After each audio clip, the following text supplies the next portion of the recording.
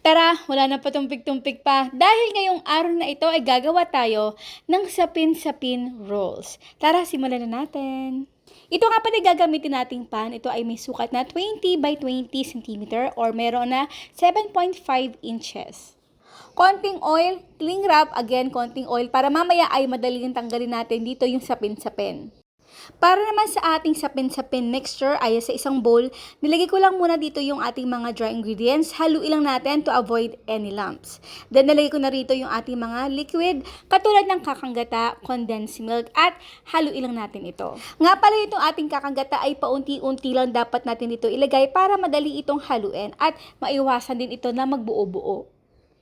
I-transfer ko lang ito sa dalawang bowl. Kailangan ay pantay ang pagkakasukat nito. Yung isa, classic or white, hindi ko na nalagyan ito ng kulay. At yung pangalawa naman, kahit anong food color. Basta mas maganda sana kung gagamit tayo dito ng gel type ng food color. Dalawang layer lang yung ating gagawin dito. So yung una yung ating classic o kahit anong kulay naman yung ating uunahin, ay ilagay na natin ito sa ating pan at kailangan lang natin ito i-steam na mga 7 minutes. At syempre bago natin ito i-steam ay make sure na kumukulo na yung ating tubig over medium-low heat at ito lang talaga yung meron ako. In-improvise ko lang yan guys kasi wala naman ako malaking steamer. Kailangan ay mas malaki syempre yung ating paglalagyan dito. Ayan. So, okay lang yan kahit medyo mainit-init pa. Ilagay na natin dito yung ating second layer. Again, i-steam lang natin ito for exactly 7 minutes.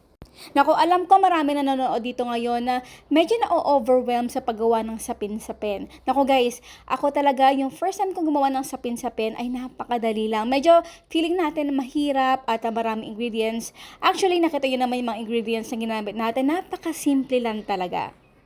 So, bago natin ito irolyo, ay pinalamig ko lang muna ito ng mga 10 minutes para naman na hindi tayo mapaso. Sisimplihan ko lang yung ating palaman ng ating sapin-sapin. Siyempre, ang isa dito sa pinakasimple at classic talaga na partner ng ating sapin-sapin ay yung ating latek. Sa paggawa naman ng ating latek, hindi ko na naipakita. Pero 2 cups of kakanggata lang yan at pinakuluan ko lang hanggang sa mag-separate yung oil nito at curd. Katamtama lang yung nilagay kong latik dito at yung pinaka-cling wrap na pinagpatungan natin dito, ito rin ginamit ko na pang-rolyo natin. Ilagay lang muna natin ito sa rep para naman mag-set ng konti habang gumagawa naman tayo ng ating budbod. So, ginamit ko dito guys ay desiccated coconut lang pero yung aking sapal ng yug kasi mula sa ating kakagata kanina ay may paggagamitan kasi ako nun. Pero again, pwede naman natin gamitin ang fresh ng sapal ng yug. Itong ating sapin-sapin rolls ay tama-tama na para sa akin yung kapal nito. Kaya naman kung gagayahin nyo to ay kumuha talaga kayo ng 20 by 20 cm pan. Ayan, di ba napakaganda guys? So make sure lahat talaga ng ating outer layer ng ating sapin-sapin rolls ay covered talaga ng ating budbod. At sa ating kutsilong gagamitin, magpahid tayo dito ng coconut oil, then hiwain natin. Sa paghiwa natin, I suggest na talagang isang hiwaan lang. Huwag nyo na yung i-front and back kasi mas mahihirapan tayo doon.